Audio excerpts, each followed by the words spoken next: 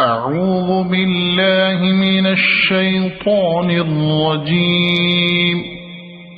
بسم الله الرحمن الرحيم.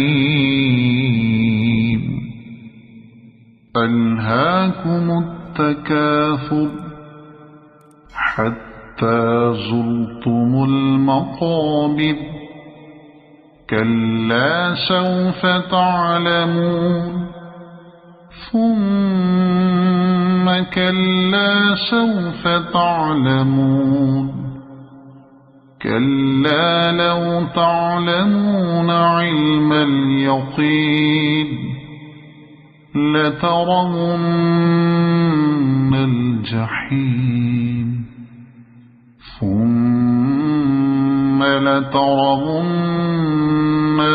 عين اليقين ثم لتسألن يومئذ عن النعيم.